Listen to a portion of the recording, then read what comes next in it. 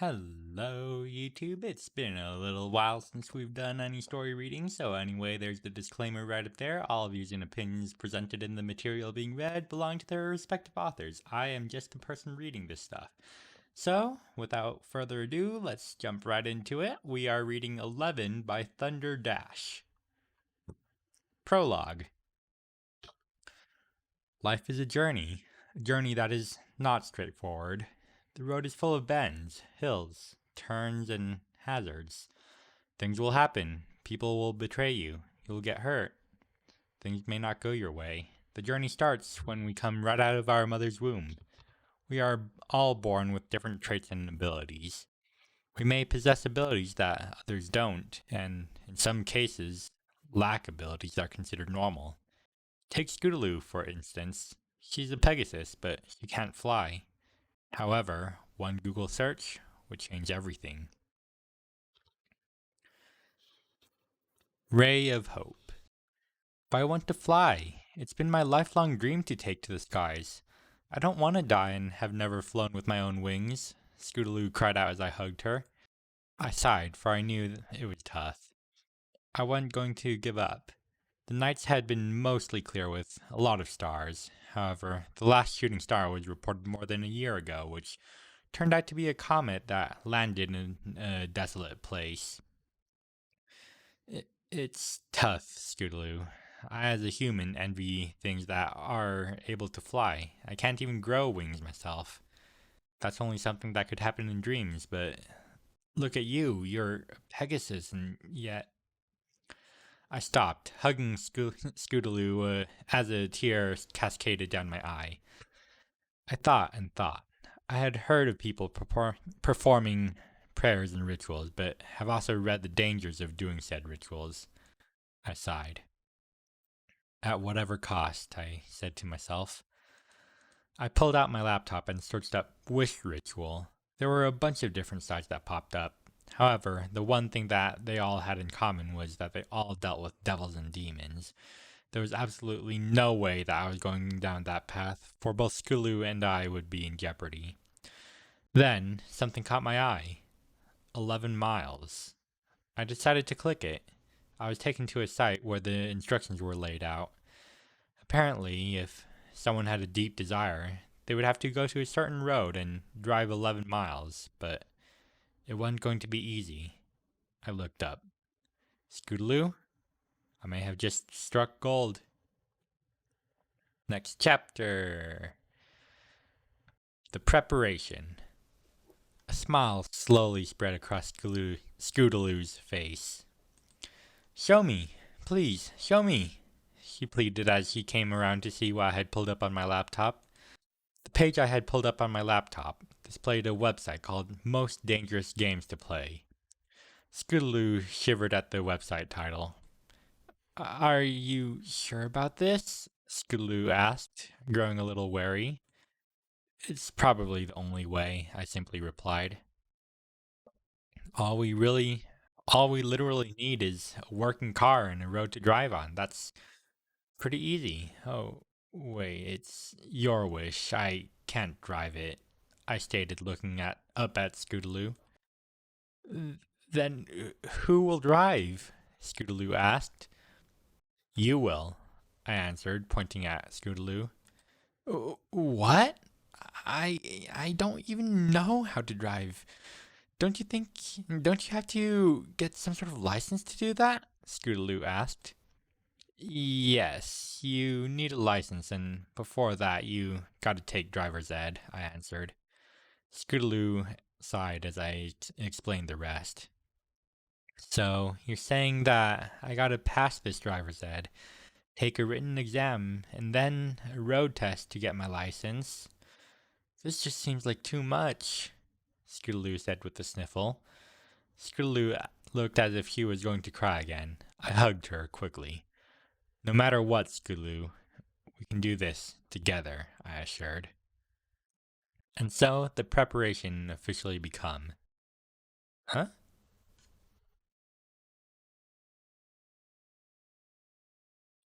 Okay.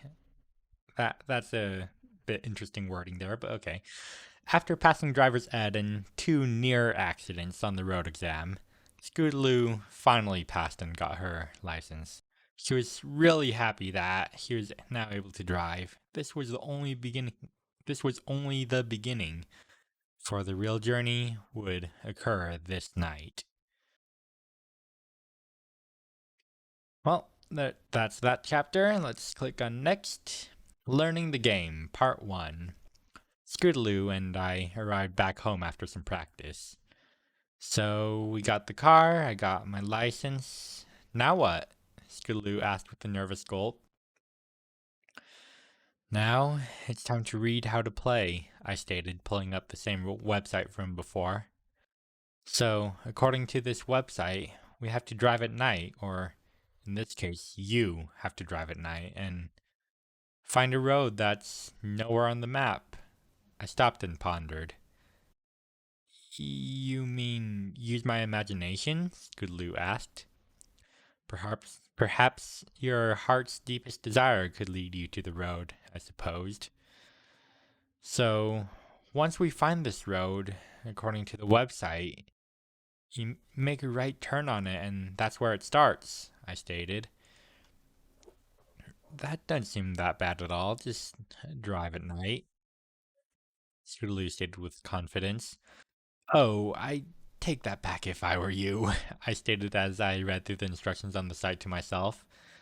Why? Scootaloo asked, tilting her head. Every mile gets increasingly difficult. You'll be up against your greatest fears, I said in a creepy tone. At that comment, Scootaloo gasped and her expression turned that into fear.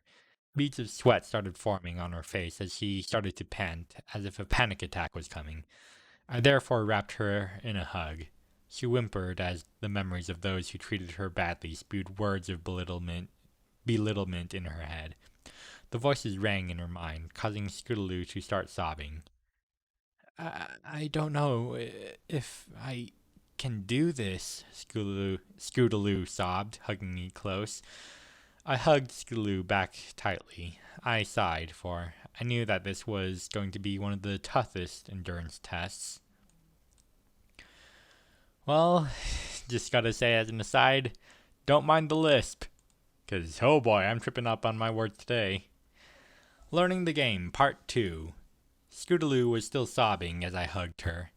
I started to contemplate whether this was all worth it for a wish, but I wasn't going to let Scootaloo down. I made a promise to myself that I'd protect Scootaloo and keep her safe no matter what, and I had to live up to the promise. I quickly shoved away all the doubts and thoughts that I wasn't good enough to help Scootaloo. You can do anything you put your mind to. I will be with you no matter what. Even when your time is up here on Earth and it's time for you to go back to Equestria, I will be with you. Think of me, I said in a sort of warm and fatherly tone. The words seemed to come out naturally and on their own, as if I was destined to be with Scootaloo. Scootaloo looked up at me and smiled. I'll do it for you and me and all my friends, Scootaloo proclaimed with some sniffles and sobs intertwined. Wow, okay. Her determination felt unwavering, as if she found this new courage. Where do we start? She asked with anticipation. We start with finding the road. It's not on the map, so with your determination and yearning of your wish, the road should appear. Once it does, make that right turn, and it begins, I stated. Scootaloo sort of snuggled beside me as we read through the instructions. Time will stop, for when you make that right turn, you'll be in another world, I read. So, if we turn on the road at 11 p.m. our time, then when it's done it will still be 11 p.m.? Scootaloo asked. According to the instructions. Anyway, now's the time to make your final decision. If you're gonna play, drive forward. If you have second thoughts, this is your last time to bail out, I stated. It's hard. I want this so bad. Or I want this wish so bad, but I'm just so nervous, Scootaloo said with a quiver in her voice. Remember, I'll be with you, I stated, stroking Scootaloo's mane lovingly. Scootaloo leaned into the stroking. Okay, here we go. On the first mile, you will notice the night filled with so many stars. So many that it would be impossible to count them all. However, the temperature will drop, so you might have to turn on the heater, I stated. Maybe we could dress a little extra then, with more layers, Scootaloo stated. We could. Anyway, on the second mile, the temperature would drop even further, which means we absolutely have to make sure the heater in the car is working right, I stated. We could also bring blankets, Scootaloo said. Good idea. Remind me when we leave tonight, I replied. Okay, so quick word of advice to the author as just a little bit of workshopping advice. You don't need to put dialogue tags at the end of absolutely every single line of dialogue. It gets kind of repetitive, especially when you start using the same tag repeatedly. Like across here, stated. It just makes for some somewhat awkward reading, I want to say. Oh, and also don't forget that whenever you have a new person speaking, put them on a new line or paragraph. Don't put them within the same paragraph as each other. Anyway, learning the game, part 3. On the third mile, the real test begins. You may want to see the shadow. Wait, no, not you may want to. You may start to see the shadows of human-like figures amongst the trees. Do your utmost to ignore them. The road will have also went from tarmac to a sort of light gravel-like road, I read. Scootaloo gasped at the mention of shadows. Shadows? She asked with a quivering tone in her voice. I looked at Scootaloo with a look of compassion, for I knew that this was going to be much harder than even I expected. Scootaloo, no matter what, keep your eyes on the road. Look forward to the wish that you're going to get at the end, I said, looking into Scootaloo's eyes. Yes, sir, Scootaloo said. The words seemed to have rolled out of her naturally. However, I felt that deep inside Scootaloo there was a war going on between the growing courage and the settled fear. That's my girl, I replied. On the fourth mile, get ready, because not only will more shadow figures appear, but voices would start to whisper in the back of your mind, I read. Scootaloo began to whimper, imagining the voices. I sensed she was about to fall into a near panic and gave her that assuring look. On the fifth mile, all the trees will disappear as the most beautiful lake and large moon fill the surroundings. This may be what is considered a break, but this isn't the real reward. Keep your eyes forward, no matter how beautiful the surroundings seem, I read. Scootaloo seemed to have calmed down. That reminds me of the time Rainbow Dash, my friends and I, all went on a camping trip, Scootaloo said with a smile on her face. Hey, keep that image in your head, for from the 6th mile onward, things will only get more difficult and scarier, I warned. Scootaloo's smile seemed to fade fast, replaced by that nervous look again. Next chapter. Learning the game, part 4. How many are there? Wow, that is a lot of chapters. Okay. Scootaloo looked at me with tears starting to well up in her eyes again. I simply hugged her. I knew that by reading this, I would risk Scootaloo working herself up to the point where she wouldn't want to do it at all, but at the same time, she would be prepared for the journey instead of going in blind. Just know that as you approach the 6th mile, you're halfway there, but the beautiful lake, moon, and stars will disappear altogether as the trees of the forest return. The sky will be pitch black. All you'll have is your headlights, and even then, they might start to flicker, but sadly, that's not all that would happen, I read, keeping a watch over Scootaloo's expression. She looked like she was about to start panicking again. What will happen? Scootaloo asked, her jaw quivering as she asked the question. I sighed, for I knew from here on out there would be a chance that Scootaloo could bail out from attempting this feat. The radio will turn on by itself. Whatever you do, do not try to listen to it, as the voice will iterate your worst fears, I simply stated. Scootaloo whimpered and hugged me close. I want to listen to music as we drive this, Scootaloo said while whimpering. Okay, my pronunciation of Scootaloo is getting worse and worse as I read more. No can do, Scootaloo. If we're listening to music by the time we hit the 6th mile, the radio will unleash a deafening, high-pitched screech that'll surely make you lose control, I said, looking at Scootaloo. But there is one thing we could do, I said reassuringly. What is it? Scootaloo asked. We could sing, I answered. Sing what? Scootaloo asked. Well, anything you'd like. Maybe a song you know from Equestria. Something that is dear to your heart, I answered. I have to think about that, Scootaloo stated, still quivering. Anyway, now that we got that plan established, I started. Here comes mile 7. Ugh. The voices from earlier will be back, but this time they'll sound like screams. Not just plain old screams, but screams of suffering and torment, I started. Scootaloo gasped loudly again. Another thing about dialogue tags. You can't exactly start twice. I would say that this probably should be continued. In fact, a scream would sound so pronounced, for one of the figures has snuck into the car, I said creepily. Scootaloo jumped with a scream as if she had just woken from a nightmare. Please don't let it hurt me, Scootaloo's words quivered. As long as you keep your eyes straight on the road, everything will be okay. In fact, that shadow thing is so scary that even if you look at it for 1 second, you'll become paralyzed and it'll be game over, I stated. Scootaloo whimpered and hugged me tighter. Now I hope you got good practice along those mountain roads, 'cause this is where things will get treacherous, I warned.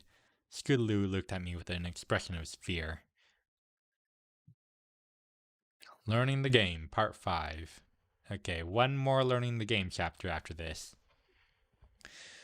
It is written that you can't go over 30 miles per hour, but here, for the 8th mile, you're going to have to slow down a little, for the road becomes very curvy and twisty through this mile. However, that's not all you're going to have to deal with. The shadow figures. They'll be following you, I said, looking straight into Scootaloo's eyes. Scootaloo gasped, jumping. Huh. That's an odd mental image. I don't know how I put a finger over Scootaloo's mouth, looking at her. Scootaloo had to get rid of the doubts and worries before she could even attempt this feat. I gave her the assuring look again, hoping that she could muster up all the courage and all the strength to get her wish.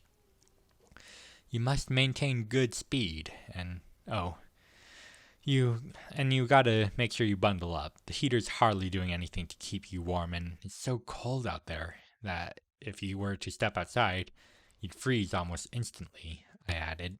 Scootaloo started to pant a little more. She gulped again.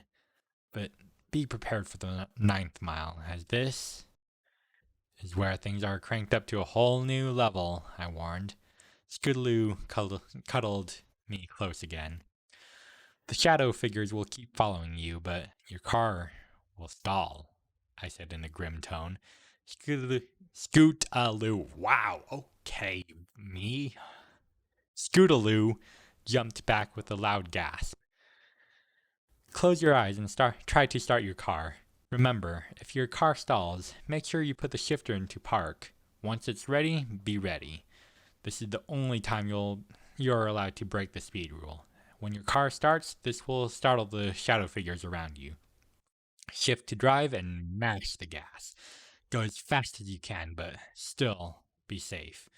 You certainly would not want to lose control here, I said, looking at Scootaloo. I like going fast, so a rush like that would certainly be worth it, Scootaloo stated. But the rush will only last to the end of the mile. 9 miles down, 2 to go, I said. Scootaloo sighed with relief, but these last 2 miles were the absolute hardest. Next chapter. Learning the game, the final part.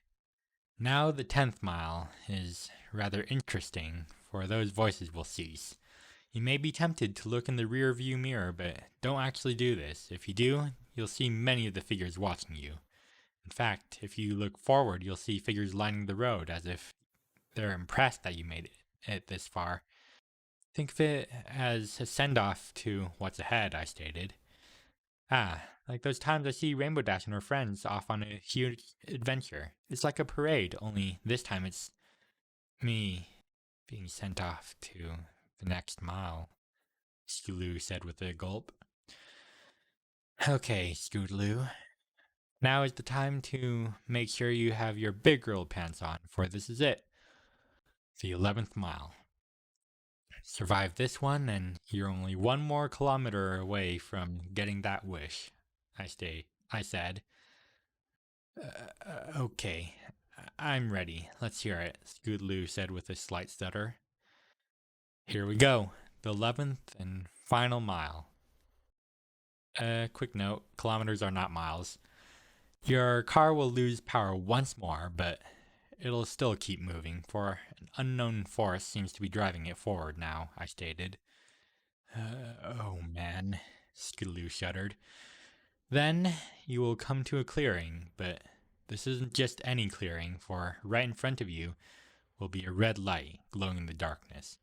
Close your eyes and cover those ears, for this is the ultimate test, I said with a creepy and grim tone. Scootaloo took a big gulp and hugged me closer. When you enter the red light, the most frightening of frights, terrible of terrors, the worst of your fears, the scariest things that people could imagine, all will unfold. Unbridled screams of suffering and torment will fill the atmosphere.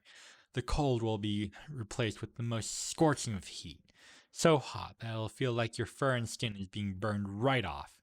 No matter how hot it gets, no matter what you hear, even if your ears are covered, do not, and I repeat, do not open your eyes.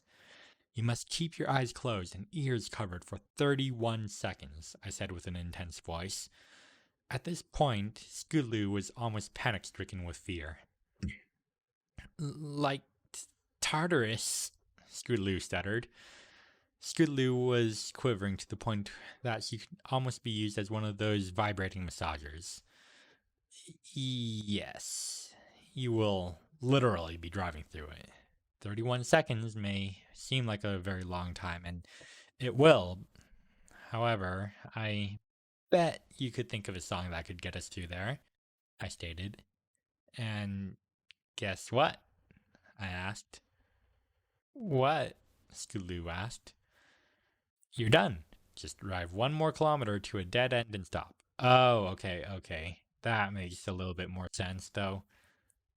Having miles and kilometers being used in the same context does get things a little bit confusing. Take a deep breath and relax. Think of your wish once again. If it's something physical, check the trunk of the car. However, in your case, we will go back home and trek up to the peaks the next day, I stated. Scootaloo smiled at this. I checked the time. It was just about 3 p.m. We will have to leave after sundown. Nothing earlier, I said. Wow, I'm too used to saying stated now. Okay, I'm so glad that you get to come with me, Scootaloo said, hugging me, then kissing me on the cheek. I was left with a rather warm feeling. After a little more discussion, we got up and prepared for the night, getting the blankets ready and preparing our minds for the journey of 11. So it begins, and we are a little bit over halfway into the story apparently. Why is that not marked as red? Whoops. Well, now it should. Okay, it's not. Okay. So it begins, finding the road. The sun had set. The stars started to illuminate the sky. This was it. Everything that we had read about this journey, all that we had learned came to this very moment. The real test was upon us. We read it. Now that it was time to do it, I tossed the keys to Scootaloo. She caught them with a determined smile on her face. We got in the second of my cars, my 2015 Ford Focus RS. It was a sporty hatchback, perfect for navigating winding turns and quite nimble. Alright, now let's go on and find that road, I stated as I waited for Scootaloo to start the car. She turned the key and the engine started with a roar. I had modified my Focus to give it that sportier feel, almost like a rally car. Scootaloo backed out of my driveway and onto the neighborhood road. Man, this car actually feels really good. I feel more confident than I did earlier. Thanks for helping me through reading that whole thing. I know it's going to be tough, but I'm so glad you're with me, Scootaloo stated. Well, as they say, reading about something and then actually doing it are two very different experiences. You may sometimes hear someone say, I've lived it. This simply means that they have gone through the experience, I explained. True. Honestly, I feel like I'd wuss out right away if I discovered that I absolutely had to go alone on this journey. Maybe it was because of those scary stories Rainbow told me on the camping trip long ago, Scootaloo said with a slight shudder. Scary stories around the campfire can be hard to deal with. You just have to tell yourself that to not focus too hard on the details. That's the one reason why people start working themselves up. Their mind pays attention to every single detail, I stated. Suddenly, what seemed like a light shined up ahead. That wasn't just any light. It was a light that only we could see. Scootaloo gasped. There it is, she cheered. She slowed down. Sometimes I wonder if I should actually be doing this sort of stuff. She slowed down and made the right turn onto the road. This was it. The time was now. With her heart set on her wish, Scootaloo was about to embark on one of the most incredible and trying journeys of her life. Take it easy, miles 1 through 3. So, here we were on the road. No doubts? I asked. None, Scootaloo answered. You realize you are given a chance. You may not have much time left on Earth, but if you feel you're not ready tonight, we can always come back tomorrow, I said. Nope, I want to do it here and now, Scootaloo said, keeping her speed at the required 30 miles per hour. Okie dokie loki, I simply said. Hey, did you steal that from Pinkie Pie? Scootaloo teased. Who's that? I asked. A dear friend of mine from Equestria, Scootaloo answered. The temperature took a drop. Scootaloo shivered. Hey, did you turn on the cold air? She asked. Nope. Guess we're officially starting mile 1, I said, turning the heat on. The cold air was replaced by warmth as we drove down the forest road. Guessing there's supposed to be a B between that still and There will still be a chance for Scootaloo to turn around, but she didn't take it. The road was one lane on each side, and because it was night, we couldn't really see that much, except for the night sky, which was filled with stars. Wow. That's a lot of stars, Scootaloo commented. Don't let them distract you, I replied. Right, Scootaloo said as she continued to drive. Mile 2 approached shortly after. The temperature dropped even more. I cranked up the heat almost to the max. Scootaloo still had that determined look on her face. I started to hum a song that was prominent during childhood, just to break the monotonous sound of the engine. Oh, what's that song? Scootaloo asked. Oh, it's something from my childhood. I used to sing it when I traveled the scary corn mazes during Halloween, I answered. The 3rd mile had snuck up on us. A shadow figure appeared within the trees. Scootaloo gasped, looking at the figure. Something is there, she said with a slight tremor in her voice. Remember, Scootaloo, I said. Scootaloo continued to drive as more of the shadow figures appeared. If one were to look closely, they sort of resembled hooded human figures with yellow eyes. One couldn't really make out all their facial features yet. Just keep driving, miles 4 through 6. After more shadow figures appeared, we approached mile 4. Scootaloo, multiple voices seemed to echo. However, they were very unclear. Scootaloo gasped. I hear voices, she said nervously. Just keep driving. Don't let them bother you, I said as I looked ahead. More shadow figures could be seen among the trees. The voices continued to ring. Scootaloo started to pant. Come on, Scootaloo, don't let yourself get distracted. Eyes on the prize, Scootaloo, I reminded. Can we sing now? Scootaloo asked. Sure, what would you like to sing? I asked. Well, there was this one song that we sing around the campfire. It's called 99 Buckets of Oats, Scootaloo stated. Hey, that reminds me of a song we humans sometimes sing. 99 bottles of beer. You start, I said. 99 buckets of oats on the wall, 99 buckets of oats, Scootaloo started. Take one down, pass it around, 98 buckets of oats on the wall. I sang along with Scootaloo. We both had a little laugh.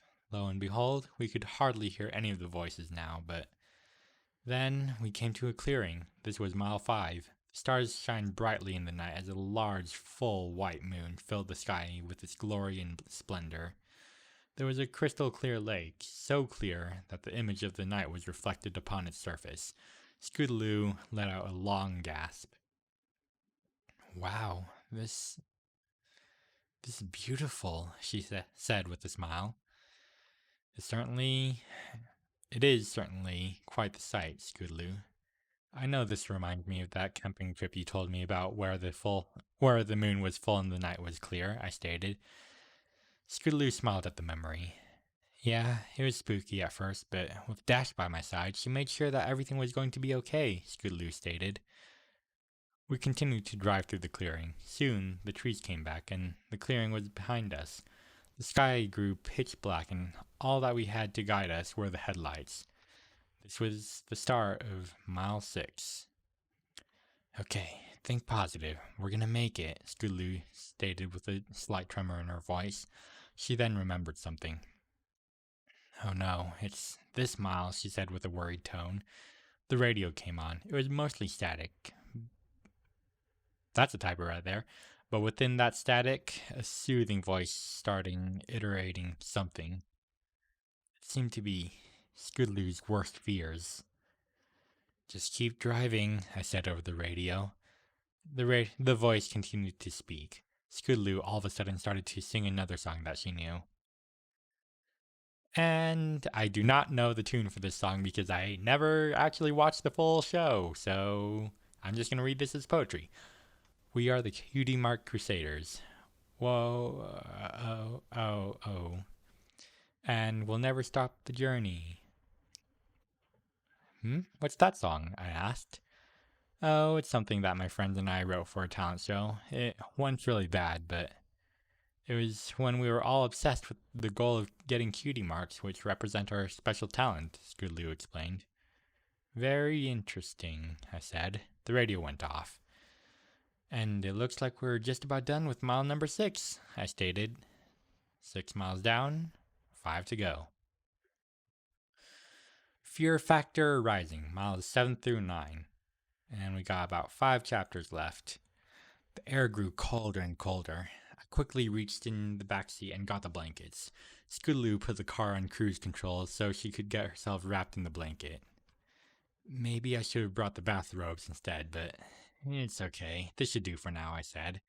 Suddenly, screams could be heard as more shadow figures appeared.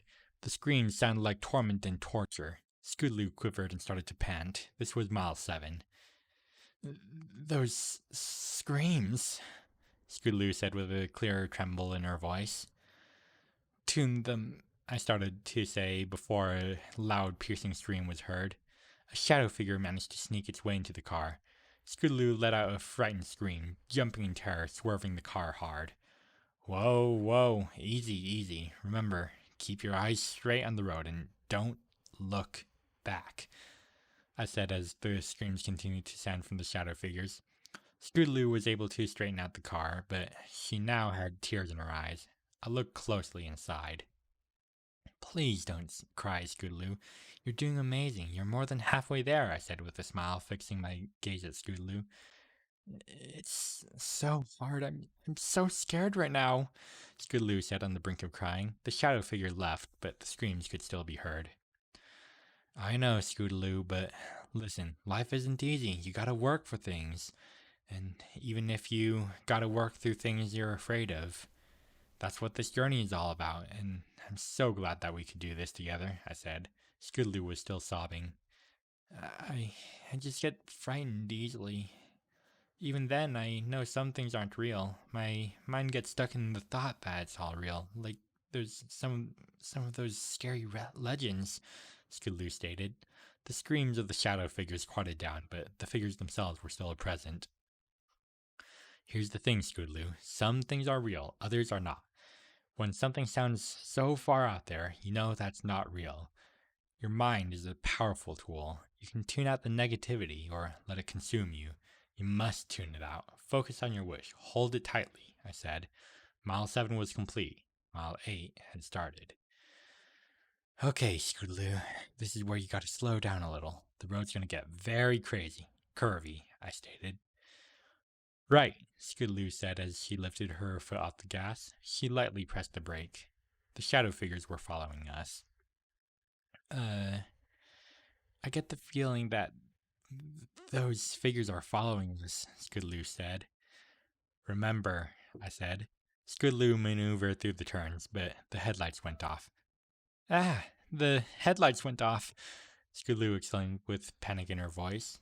Just tap the brake and they'll come back, I said. Scootaloo tapped the brake and surely enough, the headlights flickered and re-illuminated. Scootaloo had to repeat this process a couple more times. I can't think of any song to sing, Scootaloo said sadly. Just hum a melody of your own. I suggested. Suddenly, the car sputtered. Scootaloo gasped. Mile 9 was here. The car sputtered again and stalled. No, no, Scootaloo said, panting and panicking. The shadow figures started to surround the car. I closed my eyes. Scootaloo remembered and closed hers. Brake, park, start, drive, I said. Brake, park, start, drive, Scootaloo repeated to herself multiple times with her eyes closed. She came to a stop, shifted to park, pushed the start button, and waited.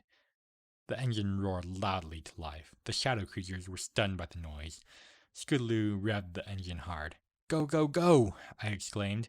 Scootaloo slammed the gas, taking the Focus RS up to 60 miles per hour. Fortunately, the road was straight. Scootaloo lifted the gas and started to slow the car again. Phew. That was a rush, she said, panting. 9 miles down, 2 to go, I said happily. Yay, Scootaloo said with a happy smile. Author's note. I probably should have been reading those along the way as well, but I guess I'll just read this one for now.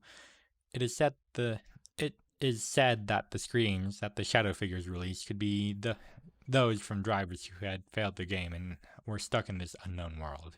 Okay, so it's just a bit of trivia then. Home stretch, miles 10 through 11, and the fourth to last chapter. By now, the air was at its coldest. Anything that stepped foot out of the car would be instantly frozen. Scootaloo continued to drive. However, the shadow figures were all lined up on either side of the road. They were simply watching us. Scootaloo, or as it's currently spelled right now, Scott-aloo. Scootaloo kept her eyes forward. She was panting a little. However, she started to hum a song out of nowhere. What's that song? I asked. Oh, it's a song I heard when one of my friends, Pinkie Pie, was dealing with a swarm of these pests known as parasprites. They may look cute on the outside, but they can cause a lot of havoc. You see, they're attracted to food, and once they eat a certain amount of food, they multiply and don't stop multiplying, Scootaloo explained with a little shiver. Oh, geez. Glad your friend drove them out, I stated. You know what's coming after this? I asked. Wait, you know what's coming after this, right? I asked. Yes, Scootaloo said with a sniffle. You got this, Scootaloo, I said. Scootaloo smiled. You know, Ken, you're one of the bestest friends I've grown to know. I know what it feels like to have a true friend, but now I know what it feels like to have a true friend. In fact, that reminds me of a song that Twilight Sparkles taught me one day, Scootaloo said. How does it go? I asked. Well, it goes like this, Scootaloo said, taking a deep breath in. Well, I know the tune of this song. Not sure if YouTube's gonna copyright claim this, but here it goes. A true friend helps a friend in need. A friend will be there to help and see. A Wow, I just hit my limit there. A true friend helps a friend indeed to see the light that shines from a true friend. Oh, that was awful. Oh boy, I am not a singer, clearly. Sounds pretty easy, I said. The shadow figures disappeared. Mile 10 was complete. A red light began to glow in front of us. The forward focus RS completely shut off, but it was still going. The unknown force was pulling it forward. Scootaloo looked at me, and I looked at Scootaloo. This was it, the final mile. We nodded to each other. We closed our eyes and covered our ears as the red light became brighter and brighter. We crossed into what was described as hell. This was the final mile. 1, 2, 3, 4, I counted off. A true friend helps a friend in need. A friend will be there to help and see. A true friend helps a friend in need to see the light that shines from a true friend. I felt that voice break there. Anyway, we sang at the top of our lungs as the horrid scene unfolded. The scene of a pony wielding a chainsaw and about to slice another into pieces. The scene of a deranged pony collecting others and throwing them into some sort of device that could cut them all up into bits and pieces. The scene of a somewhat older pony ripping young ponies apart. Screams of horror and suffering could be heard, but our singing had blocked all that out. The cold air was replaced by a scorching heat, so hot that it felt like our skin was burning right off. However, we didn't feel a thing, for some reason. We sang through the chorus one more time, and everything fell silent. The scenes disappeared, and the focus regained power. I opened my eyes to the night. You can open your eyes now, I said. Scootaloo opened her eyes. She panted. Just 1 little kilometer to go, I said. Scootaloo drove the final kilometer with a smile on her face. There was a dead end up ahead. She brought the focus to a stop and put it in park. I extended my hand out for Scootaloo. She took my hand. We closed our eyes and thought of the wish. The power of our friendship had boosted the wish. We opened our eyes 5 seconds later to find ourselves at the start of the road. Scootaloo made a U-turn and got back onto our main road. You did it, Scootaloo, I cheered. Scootaloo sniffled. I can't believe it. I can't believe I faced my own fears like that, Scootaloo said, sniffling more. You overcame everything back there, and now? We head to bed for the night and head up to the peaks tomorrow, I said with a happy sigh. Scootaloo felt a jitter in her wings. She grinned, for she could feel a certain new power rising, which will await us the next day. Author's note. A true friend was the perfect choice of song to sing during the 11th mile. This is due to the fact that the hellish scene of mile 11 lasts for 31 seconds. Singing the chorus of a true friend at 120 beats per minute to the quarter note takes us exactly 16 seconds. 120 divided by 2 equals 60. There are 60 minutes in 1 There are 60 seconds in 1 minute. Therefore, singing the chorus of A True Friend twice equals 32 seconds. The scenes portrayed in the 11th mile allude to cupcakes, Rainbow Factory, and Carolee's Garden. Okay, let's see. This is almost the last chapter. Nearly there. Wow, this recording's been going on for 45 minutes. The Leap of Faith. The next day, we woke up at dawn. The glorious sun rose. Because I lived in sort of a mountain area, the sunrise was always a spectacular sight. I took Scootaloo up to the balcony, and we watched the sunrise together. Scootaloo was sort of cuddled on my lap. I never get tired of that beautiful sunrise, I said. It's glorious, no matter if it's on Earth or Equestria, Scootaloo said as she cuddled me more. Ready for breakfast? I asked. Yep, Scootaloo said. Make sure you don't eat too much, I replied. I know, Scootaloo answered as we re-entered my house. We had a nice little breakfast, then headed out to the peaks. Driving the mountain roads was difficult in the daytime. We actually passed where we saw the 11-mile road. It was now replaced with trees.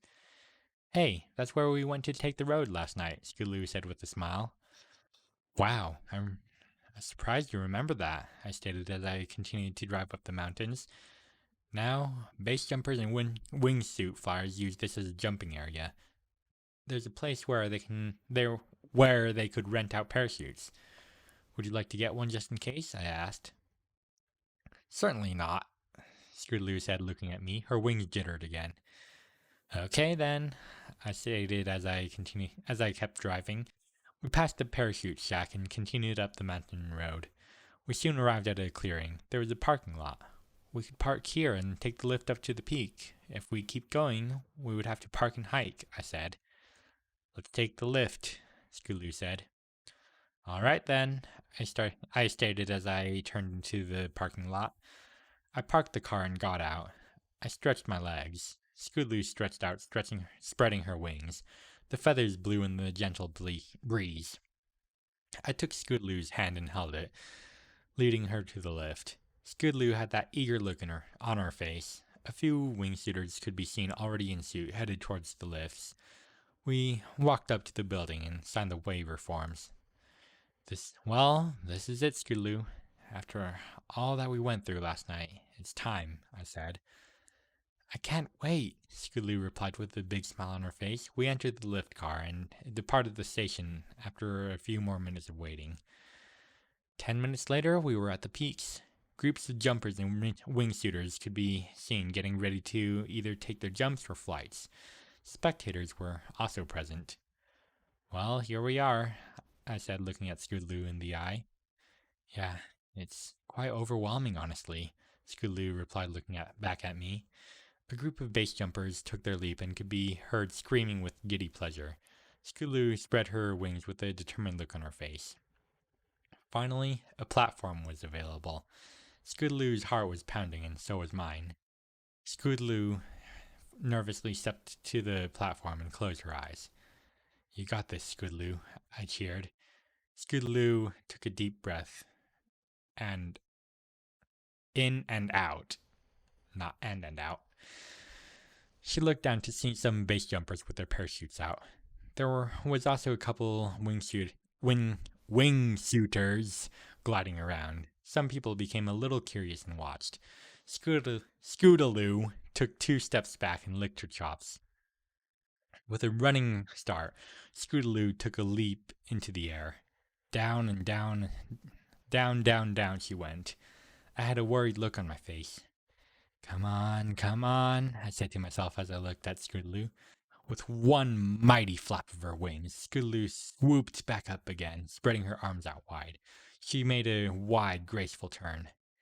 Yes! I cheered with a leap in the air. Woohoo! Scootaloo bellowed as she soared in the air for the very first time. It was true. The legend of the 11-mile road was absolutely true.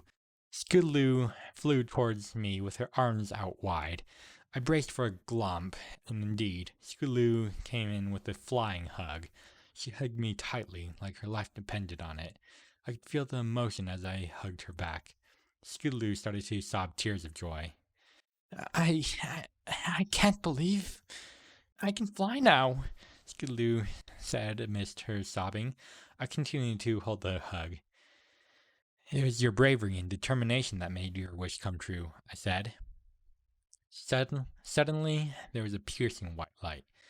Time seemed like it froze. I broke the hug and turned back, shielding my eyes. Second to last chapter, a bittersweet moment. The white light seemed to form into some celestial type being. Time was still frozen around us, yet we were still able to move. This must have been quite the powerful being. A white bipedal horse with a tricolored mane and tail descended upon us. Wait, I just realized this is a... Oh, yeah, this is the Anthro story. Yeah, I was sort of imagining Scootaloo as an actual pony this entire time, but I started to get some suspicions when I read the word hand. Okay, continuing on. So, moving on from the whole completely missing the Anthro tag thing. Oh boy, is my avatar's eyes broken again? Come on. Blink, blink. Open. Well, I guess my eyes are going to be closed the rest of this time. Ken, I am so proud of you, the being said. I gasped, for I couldn't believe that this being knew my name. How do you know my name? I asked in shock. Our worlds may be more connected than you think. I am Princess Celestia, ruler of Equestria, Celestia proclaimed. Celestia bowed. I got down on one knee, bowing in respect. Ken, you showed that you're willing to risk everything to help dear Scootaloo here. Ever since she was born, she was unable to fly. However, with your determination that lit the spark of courage inside Scootaloo, you took that journey for that one wish. Look at you now, Celestia said, smiling. Ken has been a super awesome friend, Princess, Scootaloo said, smiling. Indeed he has, but I'm afraid that it's now time to say goodbye, Celestia said. I frowned with a quiet sigh, for it was going to be hard without Scootaloo around. She was just so supportive and encouraging. But Scootaloo stopped with a sniffle. I know, Scootaloo, but wait. I know, Scootaloo. I know this is a moment that you didn't want, but Equestria also needs you, and so do your equestrian friends, Celestia said. Scootaloo sighed. Right, she said with a few more sniffles. I'm really gonna miss you, Scootaloo, I said, coming closer to her. Scootaloo stepped closer to me. We then hugged each other tightly. All the memories of us together flashed in my mind. Whenever you fly, do it for me, I said softly to Scootaloo. I will, Scootaloo said as she sobbed softly. I slowly broke the hug. It's time, Celestia said as Scootaloo walked up beside her. A white light formed around the two. I shielded my eyes, waving to Scootaloo the best I could. One more flash of light, and they were gone. Time resumed. I let out a sigh, knowing that it was back to the everyday routine. Click next, and now we have an epilogue. Epilogue. 6 months passed, and there I was, still living in the mountain regions.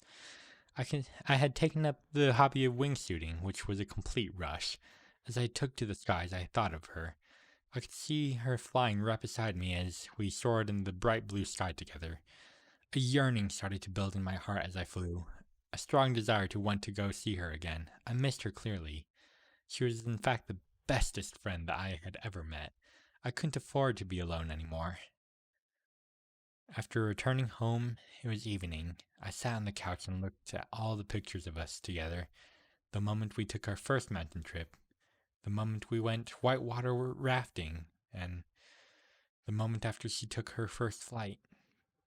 The desire grew and grew. I couldn't take it anymore. I closed the album, grabbed the jacket. I closed the album, grabbed the jacket and my car keys. It was time to go. All that stood in front of me was the night. And 11. And that's the story. I do want to say that it was definitely an interesting read for sure. I will duck this way for a bit so that then you can see the cover art. And yeah, there were certainly some grammatical errors here and there and some misspellings that, I pointed out throughout the story, but overall it was a pretty okay read. I'll go ahead and leave a like, and yeah, that's it. Thanks for watching. Be sure to subscribe if you like this sort of content, even though it's not really the main sort of stuff that I make on this channel. And yeah, until next time, I'm out. See ya.